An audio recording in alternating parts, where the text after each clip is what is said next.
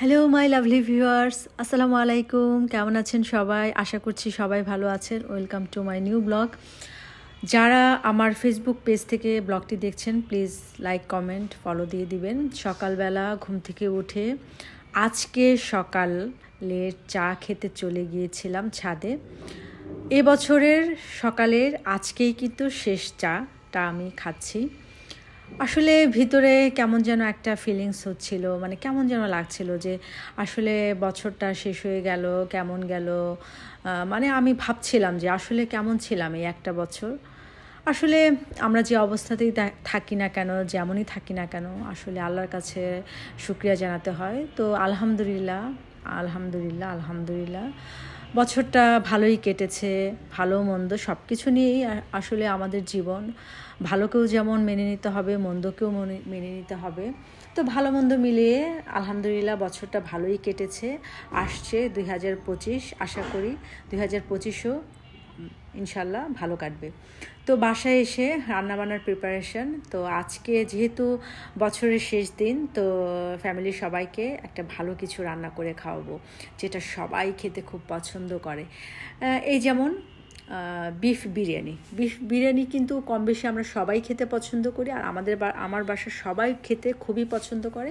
তো এই জন্য মনে হলো যে না, সবাইকে আজকে সবার পছন্দের খাবারটা রান্না করে খাওয়াই। তো আমি ফার্স্টে এখানে মাংসটা আমি ম্যারিনেশন করছি, মানে সব মশলা দিয়ে মেখে রাখবো। তাহলে হবে কি, বিরিয়ানিটা খেতে বেশি ভালো লাগবে, বেশি সুস্বাদু হবে। তো সব যত রকমের মশলা আছে বিরিয়ানিতে আমি ইউজ করি, সব কিছু দিয়ে সুন্দর মতো ম্যারিনেট করে রাখছি।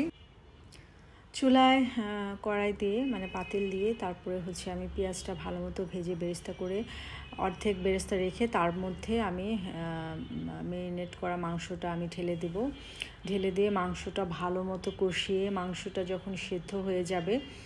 আসলে আমি এই বিরিয়ানিটা রান্না করি আমি যেভাবে, আমি মানে পোলাওটা আলাদা রান্না করে নিই, মানে ভাতটা আর কি, ওইটা আলাদা রান্না করে মাংসটা যখন একদম রেডি হয়ে যাবে, তারপরে আমি দুইটা লেয়ারে আমি সেট করে দিয়ে তারপরে দমে রেখে দিই। আমি এইভাবেই রান্না করি। অনেকে আছে যে মাংস হয়ে গেলে চাল এই মাংসর মধ্যেই ঢেলে দিয়ে ওভাবে করে, কিন্তু আমি ওভাবে করি না। আমি আসলে আলাদা রান্না করে তারপরে দুইটা একসাথে মিক্সড করে দমে রাখি। আমার কাছে এইভাবে খেতেই ভালো লাগে। তো এখানে যে মাংস আমি ভালো মতো কষিয়ে নিচ্ছি, আর মাংসটা ভালোই ছিল, যেহেতু স্বপ্ন থেকে এনেছিলাম, এর আগের ব্লগে আমি শেয়ার করেছিলাম, মাংসটা ভালো ছিল।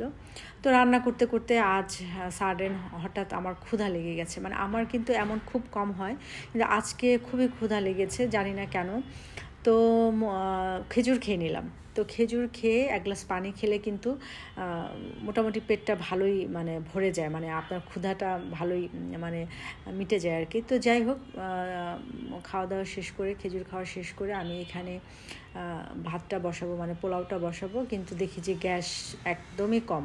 তখন আর কি করা, ইন্ডাকশান নামিয়ে নিলাম। ইন্ডাকশানে আমি পোলাওটা রান্না করে নিয়ে তারপরে এখানে মিক্সড করে দমে রেখে দিয়েছিলাম। আমি আলু দিয়েছি, কারণ আমার বাসার সবাই বিরিয়ানিতে আলু খেতে পছন্দ করে, যদিও আমি আলুটা কম খাই। তো এখানে এই যে জয়কালীর ঘি ছাড়া তো বিরিয়ানি আসলে অসম্ভব। তো ঘিটা দিয়ে আর বেরেস্তাটা দিয়ে আমি 10 মিনিট দমে রেখে দেবো। দমে রেখে তারপরে সবাই মিলে একসাথে লাঞ্চ করে নেব। আর সালাদ তো লাগবেই। সালাদটা আমি ভালো মতো মাখিয়ে নিচ্ছি। এখানে একটু সরিষার তেল, বিট লবণ, লেবুর রস দিয়ে সালাদটা আমি ভালো মতো মাখিয়ে তারপরে একসাথে সবাই লাঞ্চ করে নেব। আর আজকের বিরিয়ানিটা সবাই খুব পছন্দ করেছে। তো খাওয়া দাওয়া শেষ করে বিকালবেলা 2 মেয়েকে নিয়ে বের হয়ে গিয়েছিলাম, একটু মার্কেটে গিয়েছি, এবছরের শেষ শপিং আর কি। তো শপিংয়ে গিয়ে যাচ্ছিলাম, তো ওখানে আমি দেখতে পেলাম যে মানে এর আগেও আমি এই খালার থেকে পিঠা খেয়েছি, লাকি পিঠা ঘর। তো এই খালার পিঠা মোটামুটি সবগুলোই মজা, কিন্তু ভাপা পিঠাটা বেশি মজা। তো আমি একটা ভাপা পিঠা খেলাম, মেয়েদেরকে বললাম, ওরা খাবে না। আসলে আজকালকার বাচ্চারা পিঠাটা আসলে ওভাবে অতটা লাইক করে না, আমরা যেভাবে লাইক করি। তো পিঠা খেয়ে আমরা বিভিন্ন যে শোরুমগুলো আছে এগুলো ঘুরে দেখছিলাম। মানে আজকে আসলে টুকিটাকি কিছু কেনাকাটা আছে, এগুলোই করতে আসলে আসা। তো ঘুরে দেখছিলাম। আর যেহেতু বছরটা শেষ, এই বছরের এই আজকেই হচ্ছে শেষ কেনাকাটা করলাম। ইনশাল্লাহ সামনের বছর আবার কেনাকাটা করব ইনশাল্লাহ, যেহেতু আমি শপিং করতে খুবই পছন্দ করি। তো যে যেখান থেকে ব্লগটি দেখলেন সবাই আসলে প্রিয়জনের সাথে প্রিয়জনকে নিয়ে ভালো থাকুন। আপনাদের সামনের বছরটাও আপনাদের ভালো কাটুক। আর আপনারাও সবাই আমার এবং আমার পরিবারের জন্য দোয়া করবেন, আমি যেন সবাইকে নিয়ে সুস্থ সুন্দরভাবে আমি আমার জীবন কাটিয়ে দিতে পারি। তো এই ছিল আজকের ব্লগ। সবাই ভালো থাকবেন। আল্লাহ হাফেজ।